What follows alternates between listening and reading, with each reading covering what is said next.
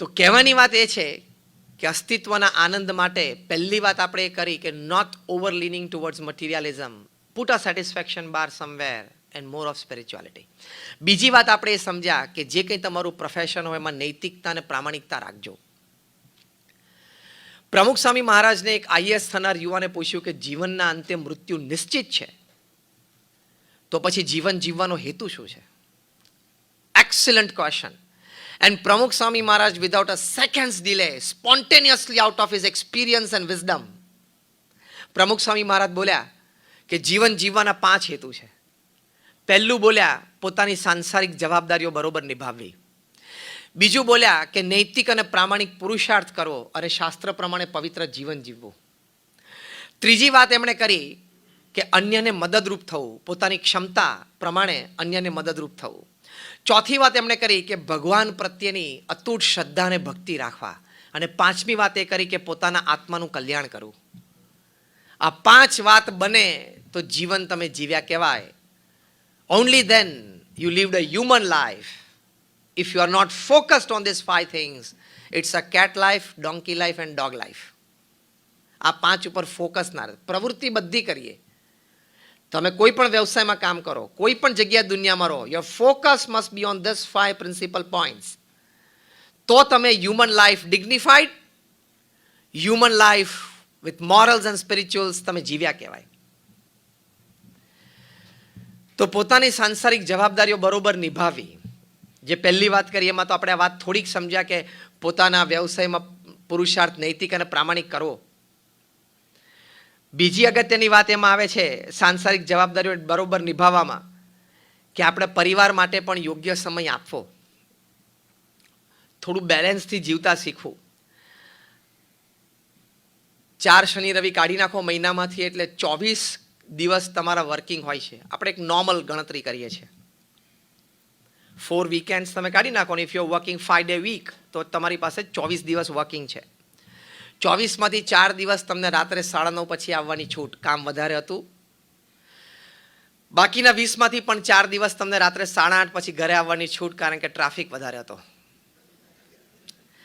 બાકીના 16 દિવસ if you cannot come back to your family by 7:30, let me tell you on face that you are a very poor manager of time and work.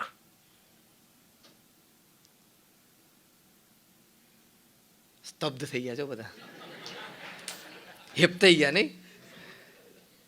કારણ કે આવી વાતો જ તમે નહીં સાંભળી હોય. અને અમારા સંતોને તો સાચી વાત કહેવા માટે તમે બોલાવ્યા છે ને મને, બરાબર છે ને? એટલે અમે તો સાચી વાત કહે, કારણ કે અમારે તમારી પાસેથી કોઈ સ્વાર્થ નથી. તમારા ખિસ્સામાં 5 રૂપિયા છે એની અમને કોઈ સ્વાર્થ નથી, કારણ કે અમે પૈસાને અડતા પણ નથી, અમારા બેંક એકાઉન્ટ પણ નથી. હું 26 વર્ષથી સાદું થયો, એક જ સ્ટાઇલના કપડાને એક જ કલરના પહેરું છું અને એ 2 જ જોડી છે. બહુ વરસાદ હોય ને રાત્રે સુકાઈને તો સવારે ટેન્શન હોય કાલ શું પહેરશું. અને the footwear that I am wearing is only the 3rd in 26 years. એટલે મારે તમારી પાસેથી કોઈ અપેક્ષા નથી. મને 2 જોડી કપડાં 2 ટાઈમ જમવાનું મારી સંસ્થા આપી દે છે. પણ આજે આપણે ભેગા થયા છીએ તો એક સારો વિચાર, એક સાચી વાત જે તમારા જીવનને ઉત્કર્ષ અને ઉજવણી તરફ લઈ જાય એની વાત કરવાની છે. બાકી we don't have any self interest in coming here but to give you just something selfless. તમને નિસ્વાર્થપણે આપવા માટે આવ્યા છીએ, લેવા માટે તો કંઈ આવ્યા જ નથી. બહાર ભલે ગમે તેટલા બોર્ડ હોય દેના બેંકના, અસલ દેના બેંક તો અમે જ છીએ. દેના हम देते हैं, सुबह से देते हैं, विचार देते हैं, अच्छी प्रवृत्तियां की प्रेरणा देते हैं, अच्छा वर्तन सिखाते हैं. એટલે દેના બેંક તો અમે જ છીએ, વિચાર વર્તન ને પ્રવૃત્તિ તો. What I mean to say is કે if 16 days out of 24 working days, if you cannot come back to your family by 7:30, you are a very poor manager of time and work. દુનિયાના સૌથી ધનાઢ્ય વ્યક્તિ Warren buffet રાત્રે સાંજે 6 વાગ્યા પછી pen મૂકીને ઊભા થઈ જાય છે. એમને કહ્યું કે from morning 9 to 6 I am a businessman, સાંજે 6 to 9 I am a family man અને રાત્રે 9 થી 10:30 હું એક સ્પિરિચ્યુઅલ એન્ટિટી છું. તે રાત્રે સાંજે 6 વાગે રોજ ઓફિસમાંથી ઊભા થઈ જ જાય છે. એને તમારા લોકો કરતા જરા ઓછું કામ રહેતું હશે નહીં?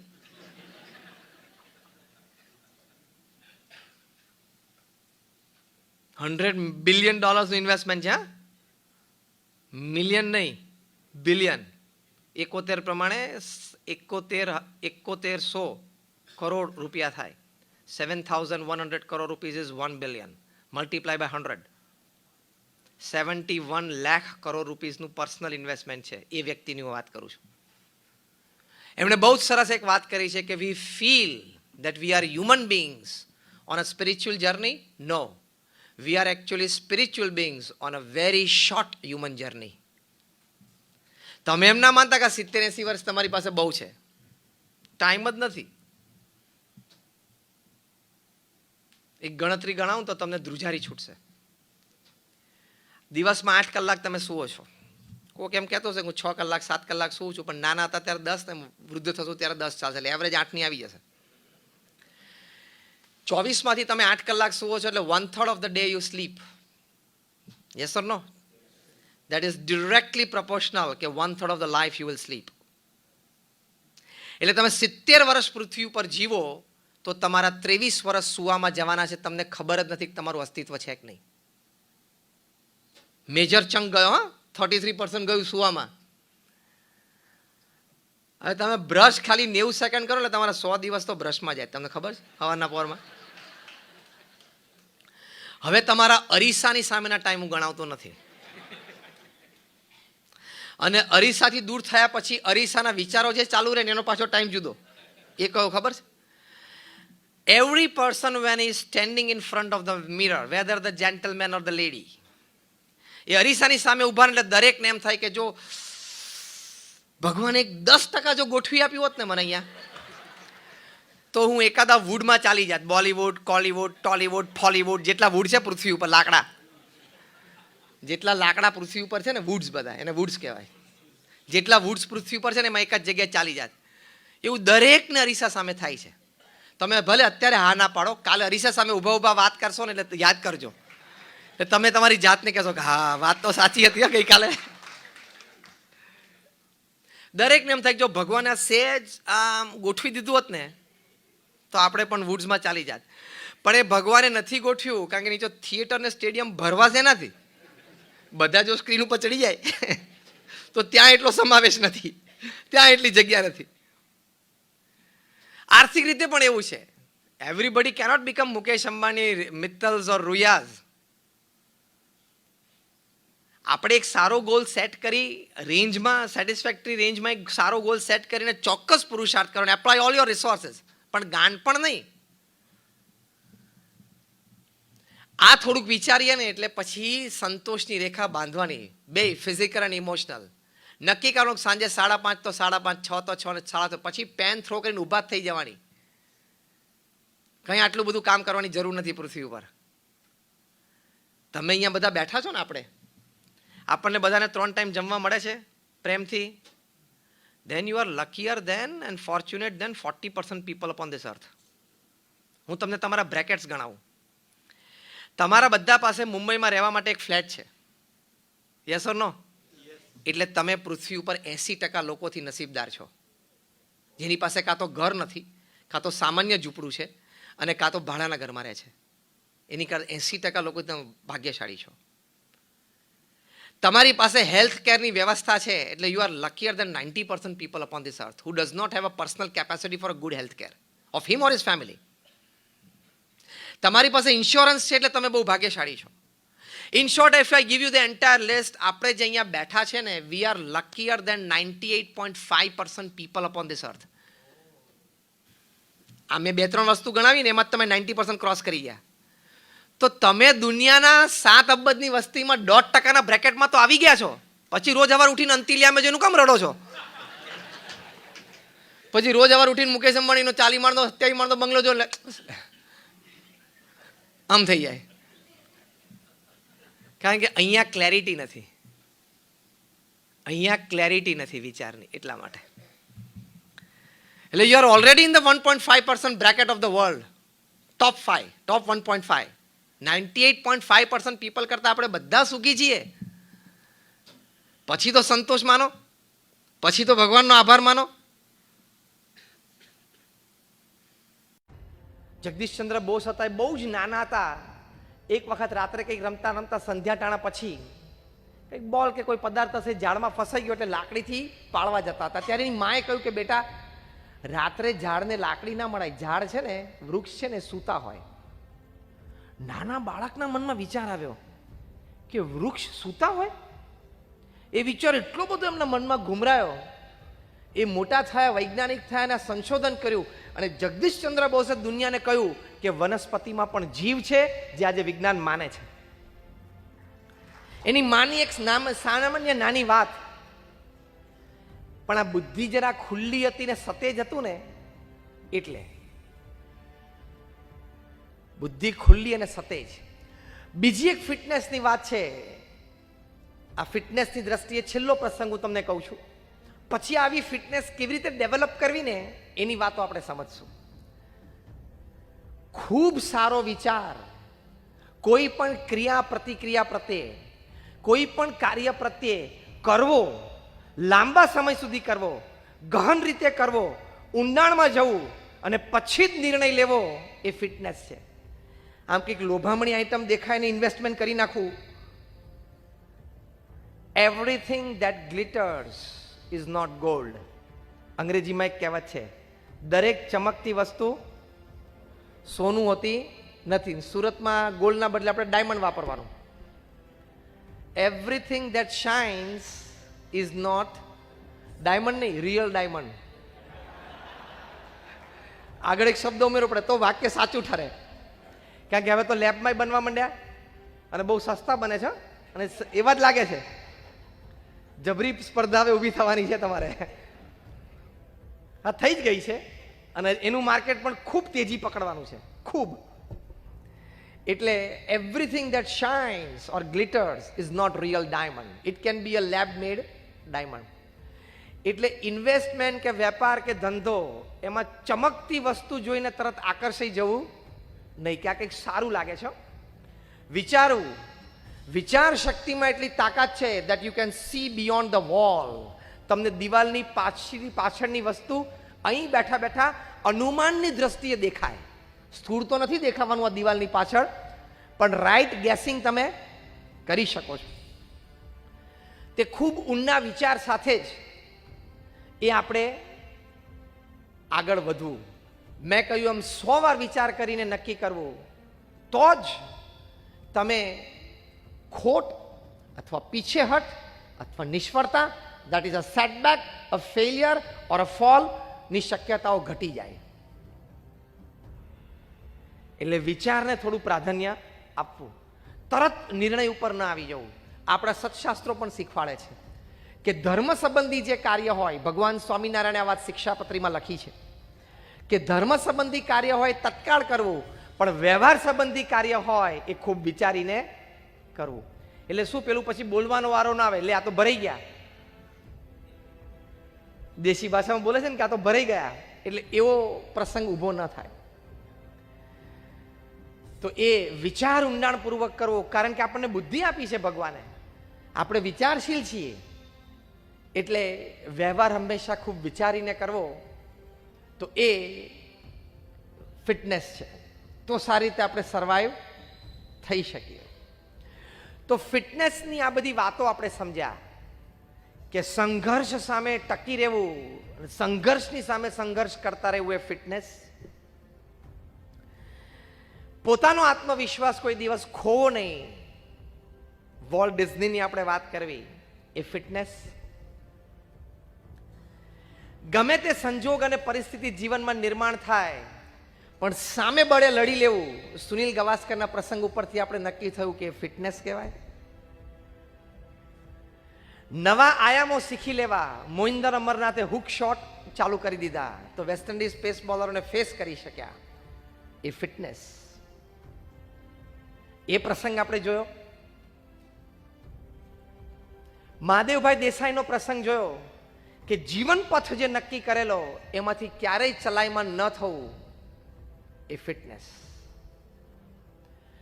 નરેન્દ્ર એટલે સ્વામી વિવેકાનંદજીનો પ્રસંગ આપણે જોયો. ગુરુહરિ મહંત સ્વામી મહારાજનો પ્રસંગ જોયો કે જીવનનો અંતિમ લક્ષ્ય નક્કી કર્યો હોય અને જે સંબંધો નક્કી કર્યા હોય એમાંથી ક્યારેય ચલાયમાન ન થવું, એ ફિટનેસ.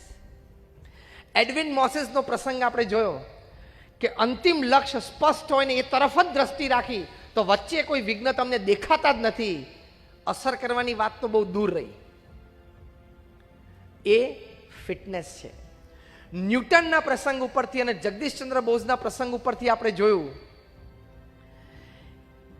અને આ સોફ્ટવેર એન્જિનિયરના પ્રસંગ ઉપરથી જોયું કે બુદ્ધિ ખુલ્લી રાખવી, સતેજ રાખવી, અને ચારેય બાજુથી જે શુભ વિચાર અથવા તો વાત મળતી હોય એ સ્વીકારવી અને એની પર વિચાર કરવો, એ ફિટનેસ. જીમમાં જઈને આપણે ફિઝિકલ ફિટનેસ માટે તો ઘણા પ્રયત્નો કરતા હોઈએ છીએ, પણ આ બધી વાતો છે મેન્ટલ અને ઇમોશનલ ફિટનેસની છે, કે મેન્ટલ અને ઇમોશનલ ફિટનેસ તમે મેન્ટેન કરો તો જીવન સારી રીતે જીવી શકાશે. નહીં તો ઘણી વખત એવા સંજોગો આવતા હોય છે કે સુસાઇડના દર બહુ વધી જતા હોય છે. અત્યારે થોડોક સ્પેટ વધ્યો છે,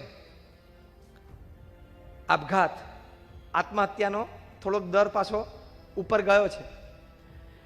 હવે બની શકે છે કે સંજોગો અને પરિસ્થિતિ એવા બને, પણ એક વાત સમજી રાખવાની કે 10-15 વર્ષે દરેક દેશ છે એ સ્લોડાઉનમાંથી પસાર થાય જ છે.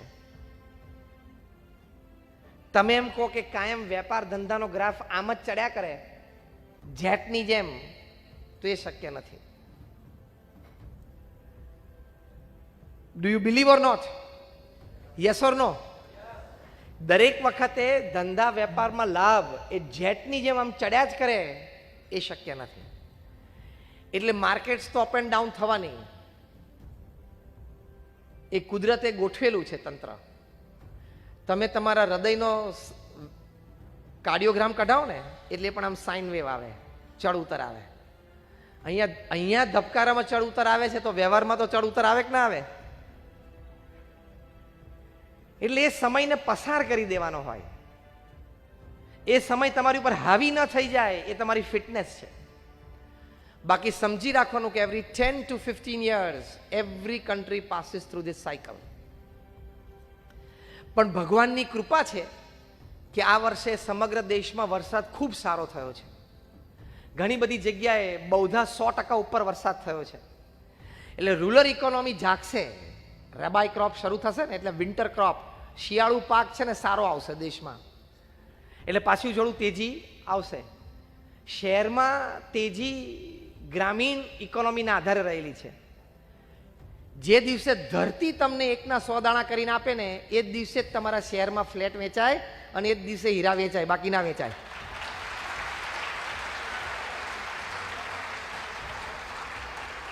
જે હકીકત છે ને.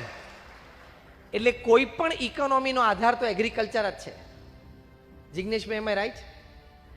ફરી વખત, ધરતી જે દિવસે તમને 1/100 દાણા કરીને આપે, કારણ કે તમે તો એક જ દાણો અંદર નાખો છો અને 1/100 કરીને આપે છે, 1/100 ધરતી કરીને આપે ને પછી એ ઇકોનોમી આગળ વધે. પછી કોઈક શહેરમાં એમાંથી ફ્લેટ લે અને પછી ફ્લેટ કે કપડાં કે ગાડી એ બધું પતી જાય ને પછી છેલ્લે ડાયમંડનો વારો આવે. હા, એમ આઈ રાઈટ ઓર રોંગ? હા કે ના? કારણ કે લક્ઝરી આઈટમ છે ને, એ નેસેસિટી આઈટમ નથી, એ જીવન જરૂરિયાતની આઈટમ નથી, એ મોજ શોખની આઈટમ છે. અને લક્ઝરી આઈટમનો વારો હંમેશા છેલ્લે આવે. એટલે ઇકોનોમી સુધરતી સુધરતી હીરા સુધી તો કપડાં, રોટી કપડાં, મકાન, ગાડી અને પછી 5મા નંબરે આવશે. એ ધીરજ રાખવાની છે, પણ થશે. અને પાણી ડેમ બધા છલકાયેલા છે એટલે રેબાઈ ક્રોપ પછી સમર ક્રોપ પણ સારો આવશે. એટલે ધીમે ધીમે થશે. એટલે ભગવાનની મહેરબાની તો થઈ જ છે, પણ એ થોડા મહિના સુધી આપણે બધાએ સમજી લેવાનું અને ટકી રહેવાનું. ઘણી વખત પેસ બોલિંગ જોરદાર પડતી હોય ને ટેસ્ટ મેચમાં કે વન ડે ઇન્ટરનેશનલ કે T20માં, એ વખતે રન ન થાય ચાલે, પણ વિકેટ ગુમાવવાની નહીં. સમજી ગયા આટલામાં?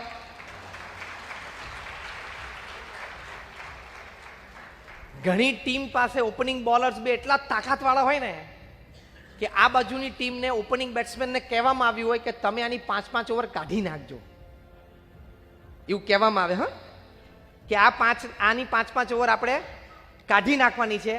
એની 10 ઓવરમાં 25 ને 30 કે 18 ને 22 રન થયા હશે ને 10 ઓવરમાં, તોય ચાલશે. પણ આ બે છે એની સામે તમે જોખમ લેતા નહીં. એ બહુ જ ધ્યાન રાખવાનું. એટલે એ વખતે આવી બોલિંગ પડતી હોય ને જે અત્યારે પડી રહી છે માર્કેટમાં, ટેરિફિક પેસ બોલિંગ ચાલે છે ને ઇન કટિંગ આઉટ કટિંગ ચાલે છે, એમાં સિંગલ ડબલ બધું જતું રહે. એટલે એવી પેસ બોલિંગ પડતી હોય ને ત્યારે વિકેટ ટકાવી રાખવી એ અગત્યની વાત છે.